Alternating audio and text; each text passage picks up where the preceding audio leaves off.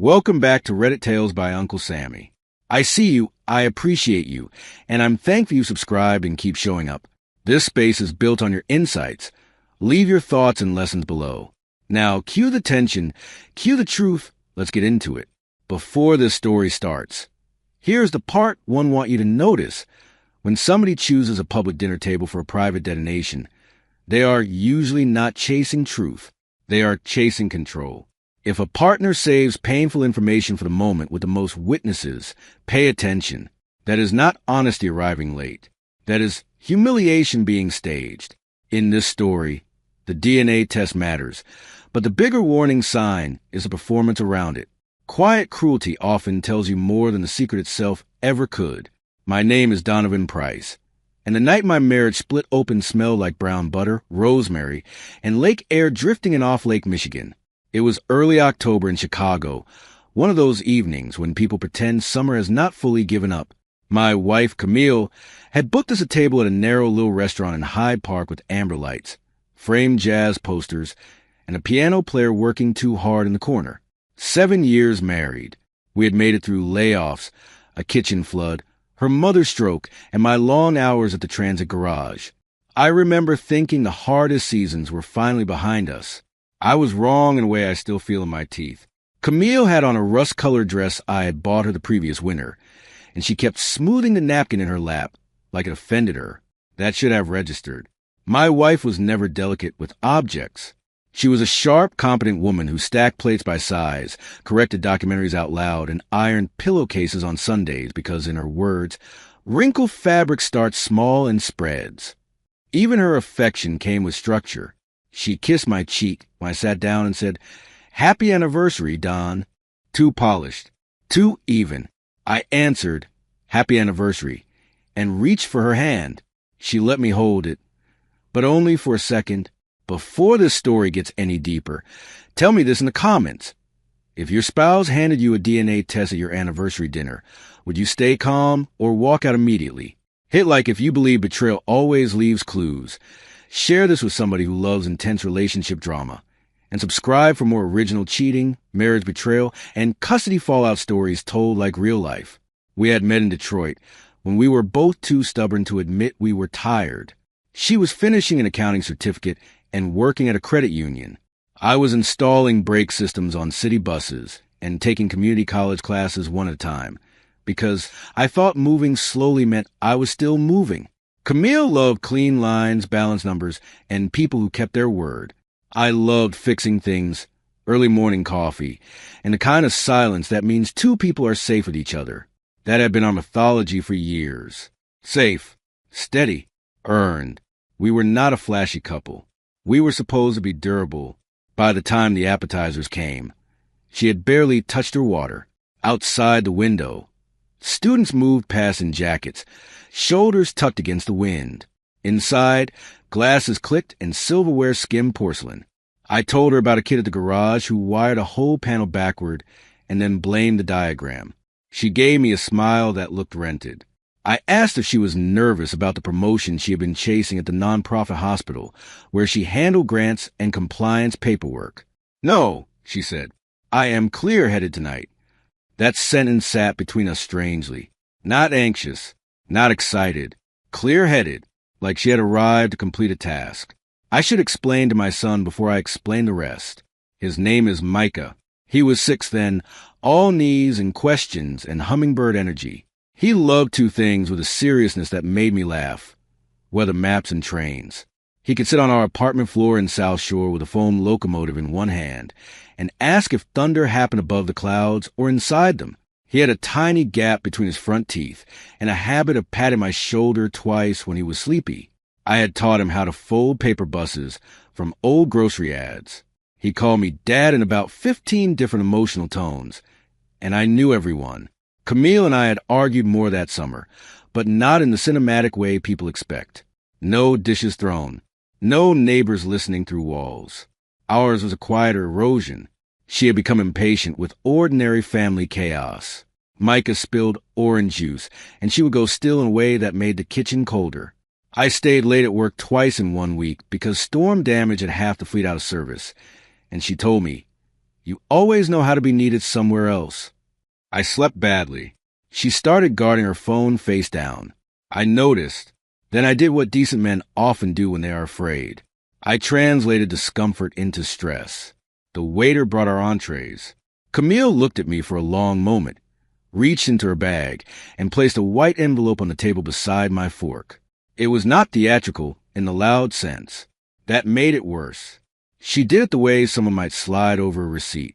Read it before dessert, she said. I thought maybe it was concert tickets or some corny handwritten letter she would tease me about later. I even smiled. Then I saw the lab logo in the corner. My chest tightened so fast it felt mechanical. She kept her eyes on my face while I opened it. The words were plain. Paternity exclusion. Probability of paternity, 0%. My ears filled with a thick, rushing sound. The piano in the corner kept going, absurdly gentle, as if the room had not tilted under me. I read the result again because my mind refused to become the kind of mind that understood that sentence. Camille folded her hands. Micah is not biologically yours, she said. No tremor, no apology, just clean delivery. Then she added the line that made me colder than the test itself. I did not want you saying later that I hid it from you. The lights above our table suddenly felt interrogational. I did not flip the table. I did not curse. I stared at the paper until the letters looked like small insects marching in formation. Then I asked very carefully, "Who is his father?" Camille glanced at the candle between us. "His name is Terrence." I knew that name. Terrence Bell. She had worked with him briefly years before at the credit union, before we moved to Chicago. I had met him once at a cookout in Dearborn. He wore expensive sneakers and called everybody boss. I remember disliking him for reasons that seemed petty then. Camille kept going. It happened before I knew for sure where things were heading with us. I looked up at her, and for a second she looked unfamiliar, not because her face had changed, but because intention had. The person across from me had rehearsed this. I asked, "Before we were married?" She said, Around then. Around then. The phrase landed like grease. Not yes. No. Something slippery enough to make accountability hard to grab. I thought of Micah in his red rain boots that morning asking whether we could still go watch the Metro trains on Saturday. I thought of signing the kindergarten forms. I thought of the time he had a fever and slept on my chest while I sat upright all night. My mouth tasted metallic. Why now? I asked. That was the first real question. Not because the others did not matter, but because timing reveals motive better than confession does. Camille took a breath. Because I am filing for divorce. She said it as evenly as she had said everything else. My attorney advised full disclosure. There was more under that sentence. I could hear it, even before she added, and before you start making legal claims about Micah, you should know what the facts are. Legal claims. Not our child. Not our son. Facts. Claims. Language can strip a room bare quicker than shouting. Two things happened inside me at once. One was grief, so immediate it felt primitive. The other was a thin, hard line of concentration. I have worked around large machines most of my adult life. When a hydraulic system bursts, panic gets people hurt.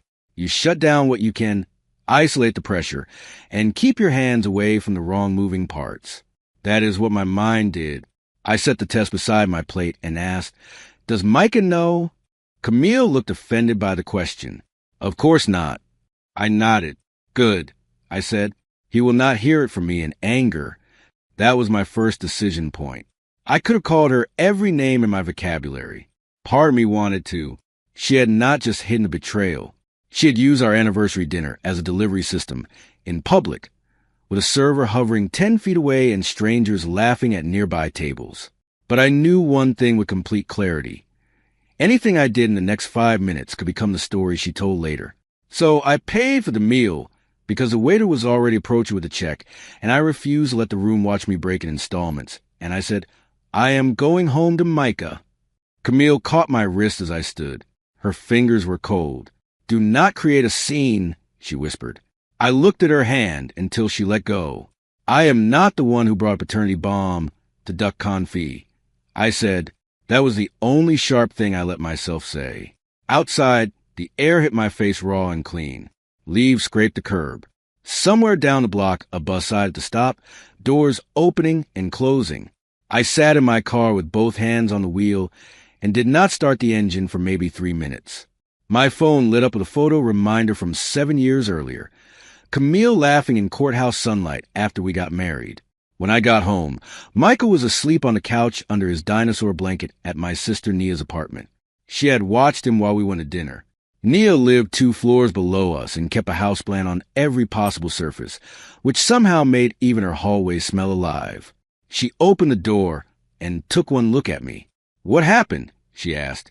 Nia is younger than me by 4 years and can hear life forming before most people have opened their mouths. I said, "I need you to give me 10 minutes before you ask anything else." She stepped aside immediately. I carried Micah upstairs. He stirred just enough to wrap one arm around my neck and mumble, "Did y'all have cake?" I said, "Not tonight, man." He patted my shoulder twice, half asleep. That small, familiar motion almost undid me more than the test had. I laid him in bed, took off his socks, and stood there in the dark watching the nightlight throw blue stars on the ceiling. 6 years of memory crowded the room at once. First bite with training wheels on 71st Street. Haircuts at the barber shop, where Mr. Reddi gave him a lollipop after every trim. The speech therapist we drove to every Tuesday for a year. None of it felt theoretical. Nia made tea without asking me what kind because she already knew. Ginger, too strong. In the chipped mug from Howard University she refused to throw away. I told her in pieces. Not because I wanted suspense, but because language had started misfiring. DNA test. Not mine. Divorce. Terrence. Anniversary dinner. Nia did not gasp. She did not perform outrage to match mine. She just sat back and let the anger settle into her face like the weather. "Does Micah know?" she asked first. When I said no, she nodded. Then, "That is your first boundary. Adult truth does not get poured over a child just because grown people are reckless." I barely slept. Around 2 in the morning, I heard the freight train in the distance and then a siren on Stony Island, and then the old radiator clanking like it was offended by October. At 2:37, Camille texted, "We need to discuss logistics tomorrow. Please stay rational." Stay rational. There are phrases that can make grief ferocious. I set the phone down and stared at the ceiling.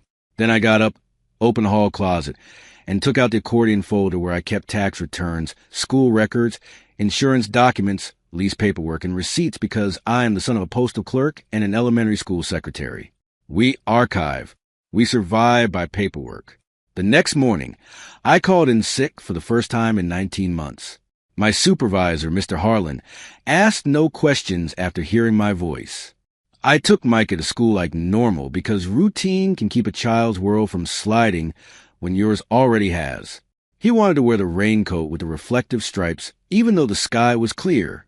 At the drop-off line, he waved and yelled, "Do not forget Saturday trains." I promised I would not. Then I sat in the parking lot and made another decision. I was not going to investigate Camille through a phone or break into accounts. I wanted facts I could keep in daylight. My second decision point came right there in that school lot, next to a dented minivan and a church van that always smelled like crayons. I could have gone straight to Terrence, called him, confronted him, forced a confession out of whoever sounded weakest. That would have given me emotional release and terrible evidence. Or maybe no evidence at all. Instead, I called a family law attorney Nia's friend had used. Her name was Paula Edmonds, and her office was near Bronzeville above a dry cleaner with a buzzing red sign. She answered her own phone. I said, "I just found out my 6-year-old son is not biologically mine, and my wife says she is filing for divorce." Paula told me to come in at noon and bring every document connected to Micah, our finances, and our marriage. Her office had framed black and white photographs of Chicago churches in winter, and a jar of peppermints nobody touched. She listened without interrupting, except to clarify dates. Paula was maybe in her late 50s, silver locks pinned back, navy suit, eyes like she had no patience for chaos disguised as sophistication. When I finished, she leaned back and said, "Biology matters in some contexts. Conduct matters more. Slow down. We are not only dealing with paternity, we are dealing with timing, custody, support, and whether your wife weaponized this revelation. She explained something I had never needed to know. In Illinois, a man who has acted as a father can still occupy complicated legal territory, even if biology is elsewhere. She also explained that courts care deeply about the child's stability. "Do you want to stop being Micah's father?" she asked. The question offended me so fast, I nearly answered with anger. Instead, I said, "No, I want him safe. I want him out of whatever game this is." Paula nodded once, as if she'd been waiting to hear whether grief would turn me small. "Good," she said.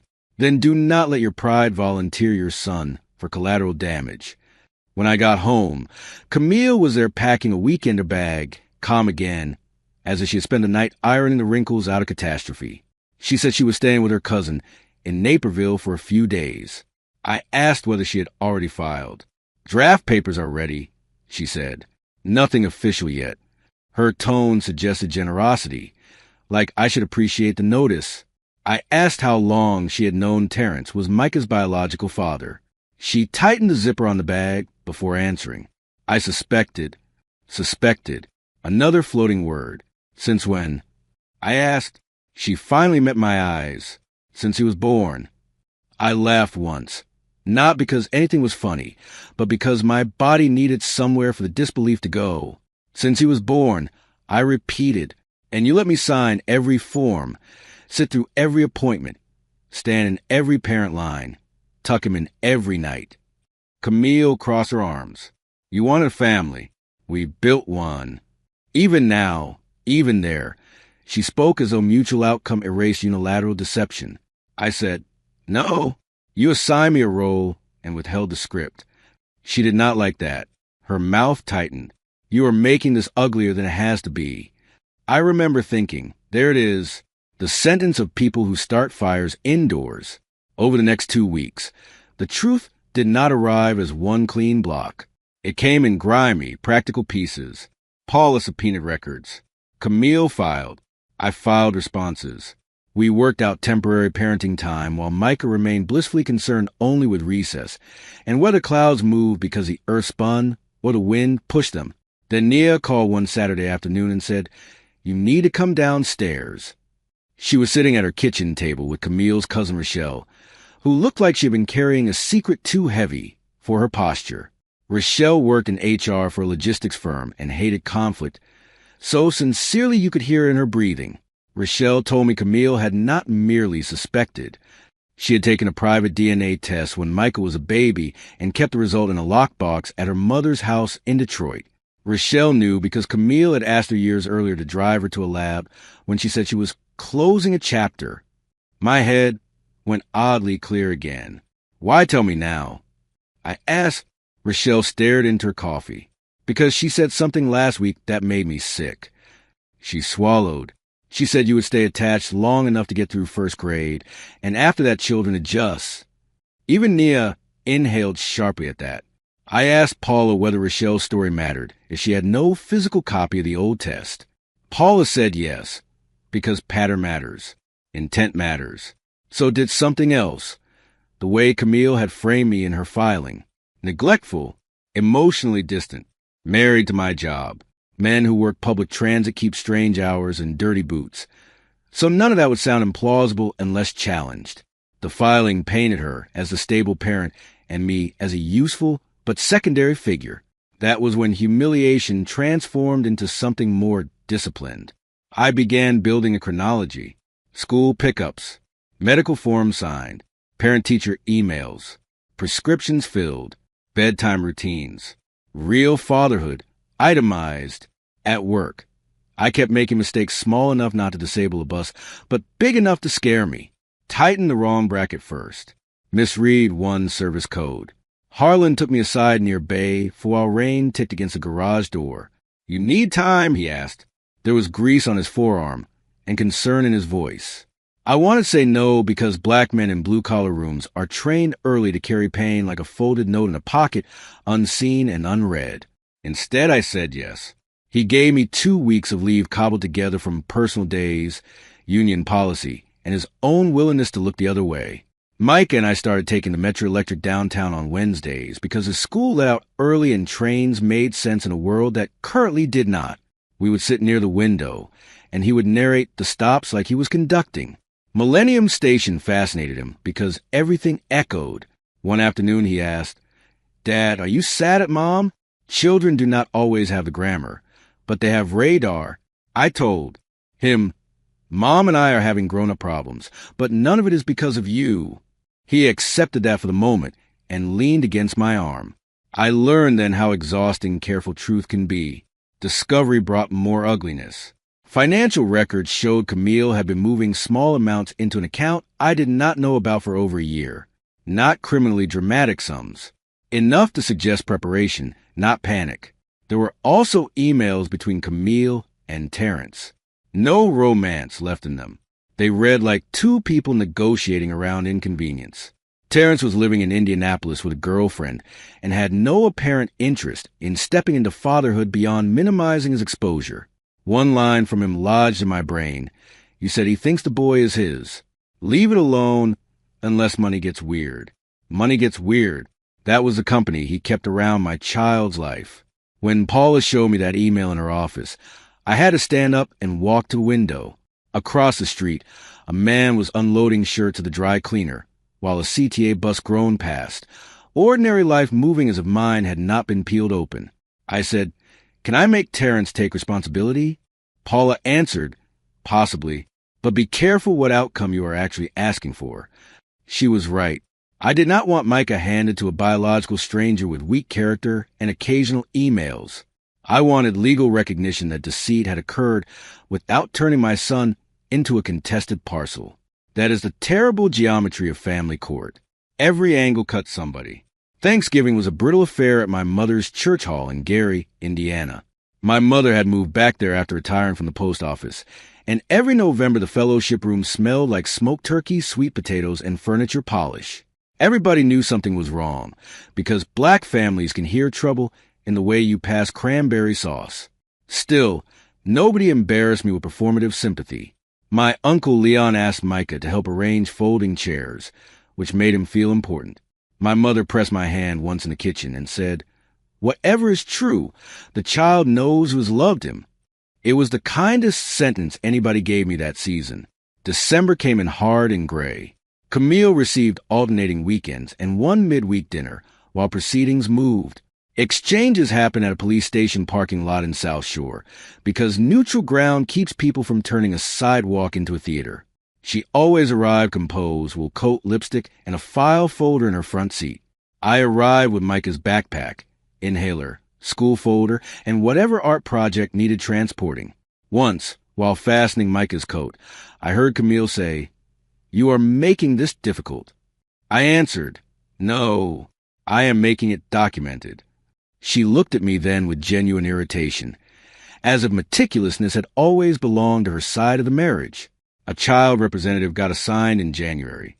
Her name was Ms. Chun, and she had the impossible job of interviewing adults who all believed their pain was the center of the map. She came to our apartment one Saturday morning. Micah proudly showed her his train books, his weather chart, and the bus model I had assembled with him from a kit after Christmas. She watched us make grilled cheese and asked routine questions. Later she told Paula that Micah appeared securely bonded to me, oriented toward me for comfort, and relaxed in my care. Those are plain words, but I nearly cried when Paula read them. Love, translated into court language, sounds clinical and miraculous. The hearing was set for late February at the Daily Center. Cold sunlight flashed off the windows downtown, and the lobby smelled like wet coats and coffee. Camille wore charcoal and pearls. I wore the only suit I own, altered twice over the years because my shoulders changed before my budget did. Terrence appeared by video from Indiana, looking annoyed to have been dragged into consequence. That alone told me plenty. The judge, Honorable Denise Whitaker, had a voice that made people stop decorating their sentences. Paula presented timelines, records, teacher statements, pediatric notes, exchange logs, financial transfers, and Rochelle's affidavit about the hidden infant DNA test. Camille's attorney tried to frame the whole thing as a delayed confession born from guilt and a failed marriage. But under questioning, Camille admitted she had known for years that I might not be Micah's biological father, and had done nothing to clarify it. Then Paula asked a question that changed the temperature of the room. Why did you choose your anniversary dinner to reveal the test? Camille hesitated. It was the first real pause I had heard from her in months. I thought a public place would keep things calm, she said. Even Judge Whitaker's eyebrows moved. Calm. That word again wearing somebody else's face. Terrence did not save her. He confirmed the old relationship, acknowledged Camille had told him years ago Michael was probably his, and admitted he had not pursued testing because, quote, there was already a father in place. A father in place. Like I had been slotted into machinery. He preferred not to inspect. Paula did not look satisfied. She looked focused. She redirected to the central issue, stability, deception, and the child's best interest. Then Ms. Chun gave her report. She said Micah understood me as his father in every meaningful developmental sense, that abrupt disruption would be harmful, and that the adults who had prioritized strategy over clarity had already taken too much from him. I testified last. That mattered. By then, the room had heard paperwork, explanations, and legal positioning. What it had not yet heard was daily life. I told the court about inhaler refills, Saturday trains, the speech therapist, the preschool teacher who taught Micah to tie his shoes, the way he checks weather radar with me before thunderstorms because loud sounds still rattle him. I said I was angry, yes, but anger was not why I was there.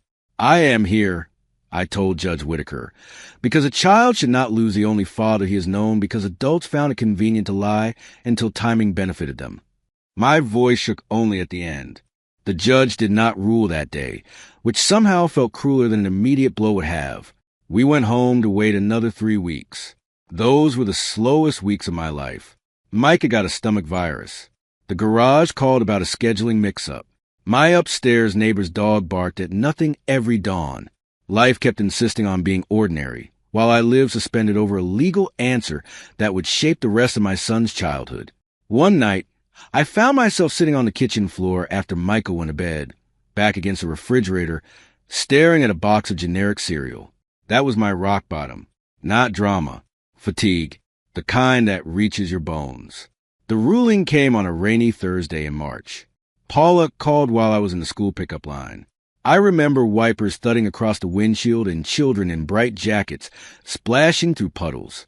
She said, the court is naming you Micah's legal father and primary residential parent. I closed my eyes so hard spots flashed behind them. Camille received parenting time, but the order was structured and specific. The court also made findings about her long-term concealment and her poor judgment in the manner of disclosure. Terrence was assigned child support obligations, not rights he had suddenly earned through biology. I thanked Paula, then put my forehead on the steering wheel and breathed. When Micah climbed into the back seat, he immediately launched into a story about a classmate who insisted tornadoes could happen in winter. I laughed, which surprised both of us. What? He asked. Nothing, I said. I am just glad to hear your voice. We got Harold's chicken that night, sat at the tiny table by the window, and built a paper train route after homework. I did not tell him the ruling in adult terms. I simply said, you are home with me, and that is the plan. He nodded like that had always been the truth. In a way, for him, it had. Consequences did not arrive like movie justice.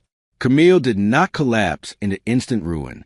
Life is more mundane and more punishing than that. Her mother stopped defending her. Rochelle kept her distance. At exchanges, Camille became quieter, less polished, as if image management had finally exhausted itself.